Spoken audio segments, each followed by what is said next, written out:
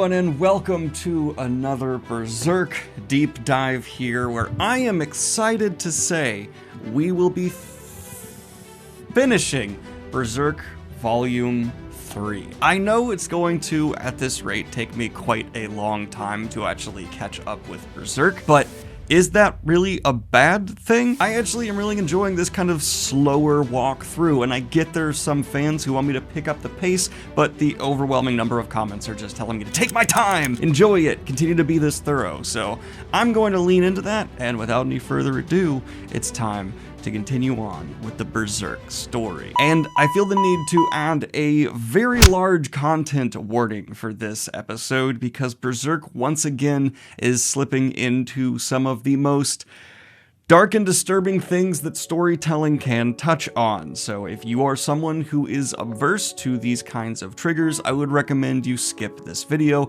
Your own mental health and stability throughout the day is far more important than just watching me walk through Berserk. But where we left off, Guts had finally left the party. He was no longer a member of the Band of the Hawk, and he is out on his own in the woods. And we see that this is actually kind of getting to Guts. The woods are a scary place in the real world, and I cannot imagine how much more terrifying they'd be in a world where Nosferatu Zod exists. And speaking of, there seems to be some beasties around Guts, as he is a bit paranoid, going, "Wah!" Oh, it's a wolf in the distance. I'm fine. I'm good.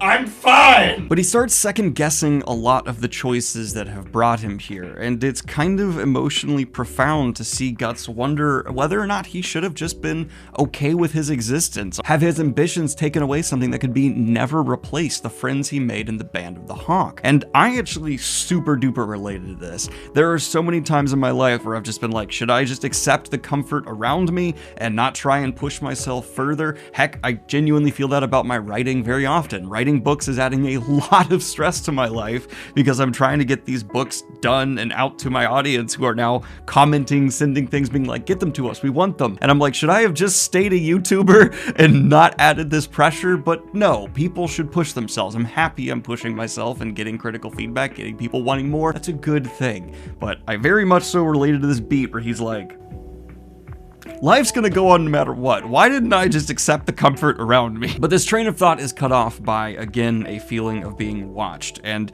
Guts has a bit of a feeling of an enemy presence. And so he whirls around with his sword and sees someone far more distant than he thought they would be, which is, you know, a little disorienting. But this person starts monologuing to Guts, saying things like, 1 year hence shall be the time of the eclipse. You and your friends, those yet unseen of the fleshless flesh, and that half of yours determined to rule, shall all be gathered in that place. A torrent of madness, a tempest of death, for which the human body could never atone, shall sweep over you. But take heed, struggler, you were born from a corpse, and began your life from death in the mud.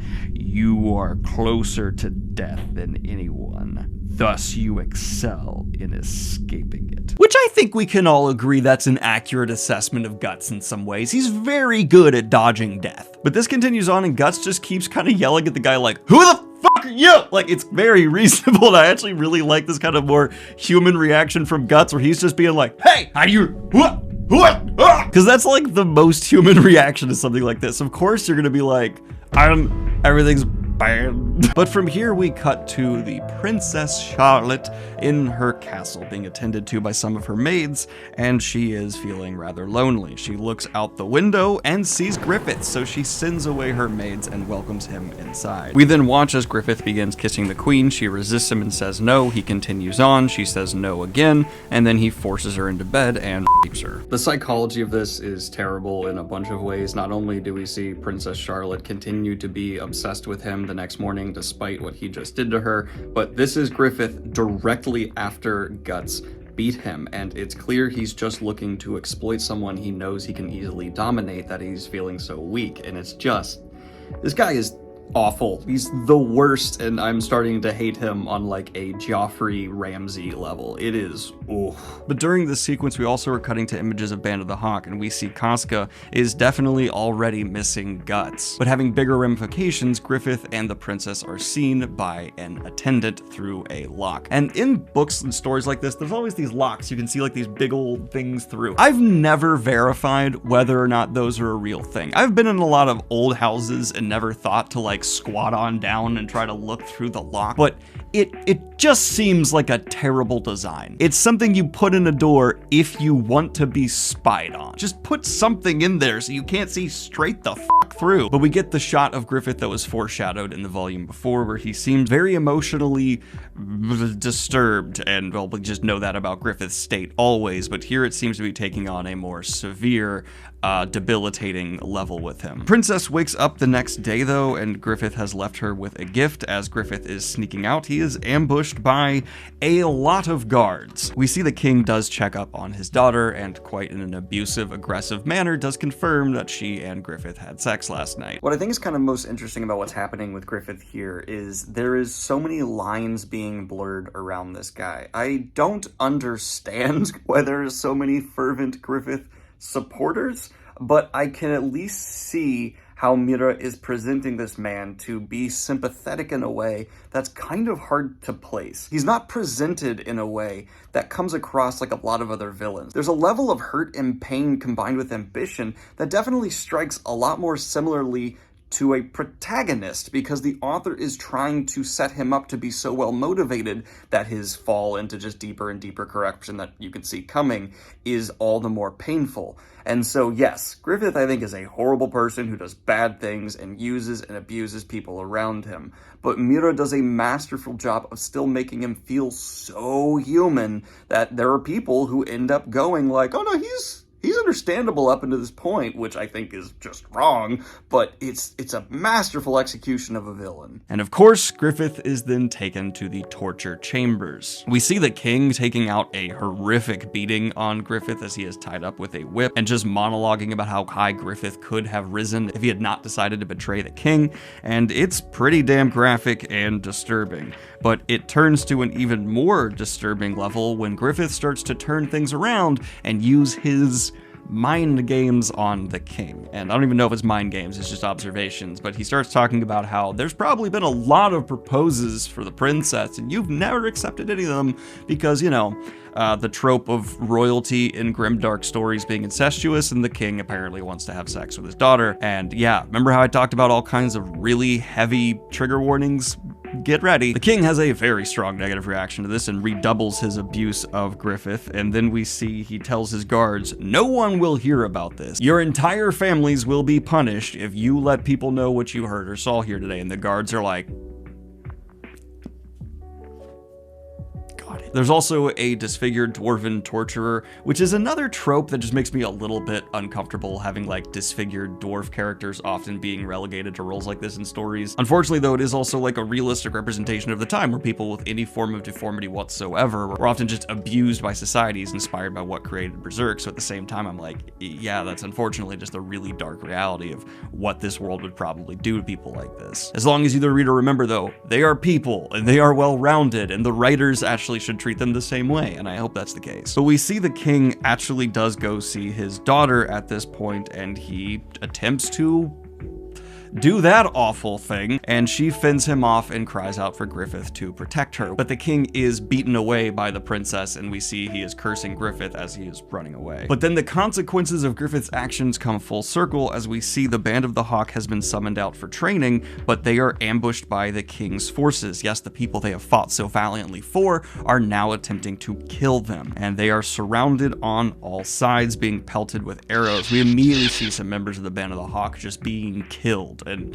it's honestly a very believable reaction for this king to do. He hates Griffith, he does not want Griffith's power to remain, so he wants to eradicate Griffith's people. But as the ambush is happening, we cut back to Griffith and we see the torturer just remarking that Griffith is making like no noise to his efforts to torture him, and he pulls off the behelit, its eyes open, and he drops it into a sewer, which I assume It's going to be very important. But we then cut forward a large chunk in time without too much of a warning. Like, I just am looking at the pages here and it's like, that story ends, Griffith is being tortured, panel for the next chapter.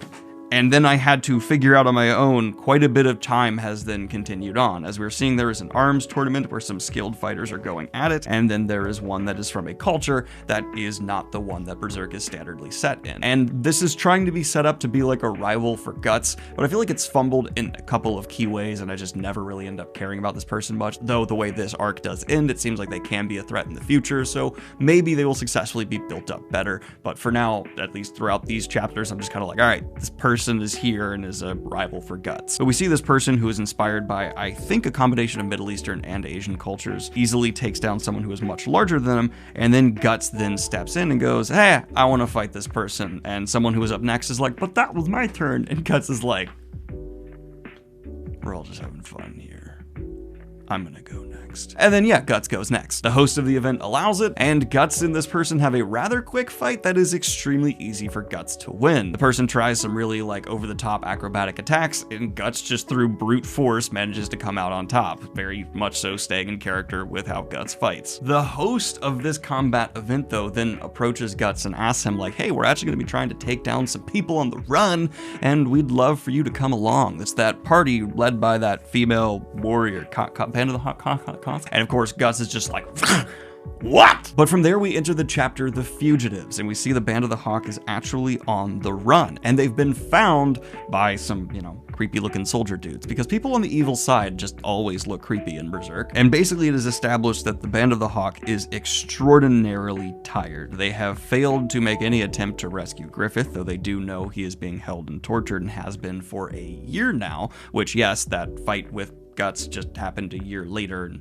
we needed to figure that out, I guess, and now it's told to us explicitly here. Just put like a little text that's like 1 year I don't know, am I being weird? Should I not ask for that? I'm not sure. I'm looking at it, there's really no side! But Jude also survived the ambush a year prior, and she is acting as what seems like maybe Casca's closest confidant, and brings Casca some food, but Casca is so tired she just lays down on her table without even consuming it. This woman, whew, I have a lot of respect for Casca. But morale is extremely low within the Band of the Hawk for understandable reasons. And some are even saying like, what's the point of even trying to break them out? We are done. We were formed around Griffith's ambitions, and those are now extinguished. One of the band's lookouts is quickly murdered, and we see it's the person that Guts just fought in that tournament of good fighters. I don't want to say champions, because I don't know if any of them were champions of nothing. And the ambush is sprung into action. We see Casca comes out from her tent and takes charge. She then begins to fight the person who Guts referred to several times as just like a street performer that he took down quite easily, but the person's acrobatics are quite effective against Casca, who has not been as devoted a fighter, while she is extremely skilled, as Guts. So this seems to be someone who's just about, if they hadn't gotten the surprise on her, about her level. The assailant does successfully pin Casca and say either make your troops surrender or I will kill you now. As they are giving a bit of a countdown, a massive shadow looms behind them and kicks them off, and it is Captain Guts returning to the Band of the Hawk, helping them fend off the ambush. Casca is stunned to see him, and morale during the fight rises as people see their, massacre of literally countless men return to aid their side. The street performer then wants a rematch with Guts, and they begin to fight as Casca goes off to take command of the defenses. And this person tries to use some more tricky tactics on Guts, none of which really faze him at all. And aside from sustaining some mild cuts, Guts is then able to defeat this person and send them off without killing them. And not only did he not kill them when they were pinning Casca and he just kicked them off, but he then doesn't finish them here, and it felt a little bit forced to me. Like, Guts has no qualms in killing rivals in combat ever. Why wouldn't he just cut this person's fucking head off when they were over Casca? I have no idea, but alright. I did like seeing these kind of alternative weapons that I know actually existed in some capacity or forms of them in real life brought into Berserk, and I'd be curious to know of anyone who's actually like an expert in the style of combat with these things, because I've seen like that whip sword before actually used in like shows that show strange weapons from history, and whether or not the drawings here actually depict a somewhat accurate rendition of how they would be utilized. I got no idea though. So we then have soldiers reporting to this person that Guts is fighting, that they are being routed, the Band of the Hawk has successfully fought them off, and so they are retreating on out of here. But this is not time to rest and reunify, because obviously they need to GTFO as their location has been discovered, and the Band of the Hawk moves on. We do have Guts getting somewhat of a warm welcome though, even though some people do definitely begrudge him for leaving. Guts is then caught up though on Griffith's capture and what exactly has been happening, because obviously he was not aware of this, and the fact that Casca was leading the band was a surprise to him. He's told of Casca's bravery though during the ambush, and how she successfully led them in a charge that broke out from that net coming in around them, and she has been the default leader of the Band of the Hawk ever since, which makes complete sense. Casca is by far the most capable person to lead this band, outside of Griffith, who I would argue is not even a good leader. Yes, he's led them to a lot of victories, but he's so selfish in his actions, he's gotten a tremendous amount of his party killed. The Band of the Hawk's current size is said to be roughly 1/5 of what it once was, due to the constant running and being fugitives, resulting in a lot of death, and just many people throwing down their arms and leaving because the Band of the Hawk is seen as just being done. There's some really great moments in here between Jude and Guts as well, and there's obviously the resentment that Corcus feels, and it is pretty much addressed by Guts. Finally, we have Casca coming up to Guts and saying that she needs a word with him, and they talk for a little bit before Casca just straight up starts attacking Guts, clearly furious with him for leaving, and she starts to even blame Guts for everything that has happened. And I really want to talk about this because it is absolutely outstanding in the psychological representation of what exactly has happened to Casca and Guts here through the manipulation of Griffith. And I'm going to give just my full interpretation here, because obviously Casca connects the downfall of the Band of the Hawk with Guts's departure, with them happening so quick, and she saw Griffith in such a depressed state after Guts left. But that's not Guts's fault, and he had every right to leave. But it's completely understandable that Casca would feel that way with her idolization of Griffith, and she's not fully aware of Griffith's actions after Guts' departure. And then layer that in with the immense jealousy she felt with Griffith and Guts having this bond that she saw as so much better than her own with him, and then we really start to see all of those emotions simmer to the surface. And then all of that is just layered on top the undercurrent of her genuine attraction and affection towards Guts. She actually has legitimate feelings for Guts. It's not the idolization and manipulation you have on the Griffith side. Everything that's happened here that's bad is a result of Griffith's actions, not Guts, but not because of just cheap communication ploys that many authors put into their texts. Instead, Casca is angry because of a lack of information that's very understandable and believable for her to have, though through just the interaction she has with Guts, she has a clearer understanding and stops that anger. It's a really gorgeous moment of emotional storytelling. This assault from Casca does end though with Guts just grabbing her sword and letting it enter his gut just a little bit, and then he says, "Look, I've only done what Griffith would have done for himself. I just went out and tried to find my own way." And it's this really nice moment where Guts isn't bending or cowing in a lot of the ways he's previously done, and instead he's standing up for his own agency and saying, no, I have every right to have done what I've done. It's not my fault. This does then turn into a monologue from Casca that touches on many of the themes surrounding her being a woman in a society like this, her own feelings towards Griffith, and then feeling of rejection from him as he then pursued the princess, and then Guts kind of took the role of the right-hand sword. And she even attempts suicide by leaning off a cliff, and Guts is forced to catch her and bring her back in. That I didn't necessarily like for her character. It took it a bit too much over the top for me personally in terms of just how much she is dependent on Griffith for her own self-worth. I feel at some point she started having her own, like, this is my purpose, but you also could just take it at her feeling an overwhelming depression and exhaustion, seeing the cause she devoted her life to fall apart, and now that Guts is here to take the role, she just wants out and is done with it, so I can kind of see that as well. But let me know in the comments down below if you have a different interpretation of the motivations and things here, and why you think exactly Casca did this, because I think it's something that's a result of such a deep character. There's so many different ways you can take this, and that's even with a monologue from the character contextualizing a lot of it. But after Guts pulls her back up, she starts talking about another layer of guilt she's felt in terms of how much Guts has actually bled for her. And I think this also just touches on the wider ramifications of the psychology of the life of violence they've been living. And now that violence within them doesn't even have the justifications of the cause they were going for with Griffith, they just have a failed cause and a bloody life behind them. Before, people like Casca could say, hey, the gore and the violence we've been going through is for a specific reason, Griffith's rule will be better, but now they can only look back on it as campaigns serving a crown they feel particularly no loyalty to. Finally, at the end of this chapter, we see Guts and Casca kiss. I really cannot show too many more panels here because they are naked for almost all of them, and YouTube, you know, really likes to demonetize things things like the human body because it views them as somehow profane. But while we've had this extreme psychological exploration of the character of Casca in the last few pages, now that spotlight turns just as harshly for Guts, because the two of them begin to make love, and there's actually a lot of communication and talking between them, which I really like to see. As they start to actually get to it, Guts begins to get a bit rough and harsh, and he is starting to have flashbacks to his own assault from when he was a child. And I didn't expect this to be brought back in this scene, and seeing these emotions come so powerfully from a character who presents himself so strong is incredibly impactful, because Guts starts just rambling about the assault that happened to him after he accidentally hurts Casca during this, and we really see how much guilt he still feels towards killing his own father figure, despite us the readers knowing how much of a bastard his father figure was. But on top of that, Guts just hurt Casca, and he feels an immense weight of guilt then pushed on top of what he's already feeling. This is the section of layers, dear God. But speaking to just how incredible of a person Casca is, and her own awareness of not only herself, but Guts, someone she really has probably the best vision of anyone who's alive on the planet. She understands him like no one else does. She approaches and tells him, it's okay.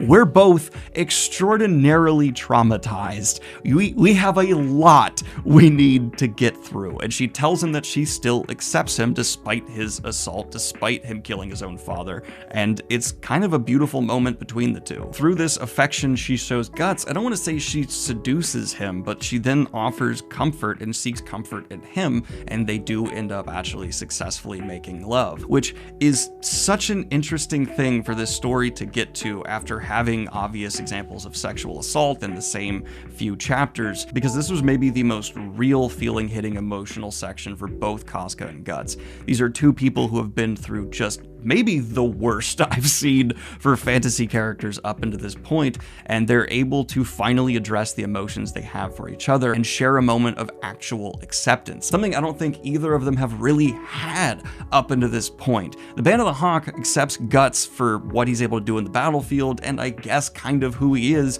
but there are still people there who don't really want him. Griffith sees both of them as tools. Casca was rejected by her family. She was taken in by Griffith in a up manner where he made her kill someone who was actively assaulting her. Here, they have someone who actually really cares for them, and they're able to be physically, emotionally vulnerable with them, and it goes poorly because one of them's trauma comes back. And it's not only until that is addressed and also seen as being accepted, not as something to be revolted by, that they are then to successfully make love. It's so adult and mature and beautiful in a way, and I didn't expect that from a story that is so unrelentingly brutal to its characters.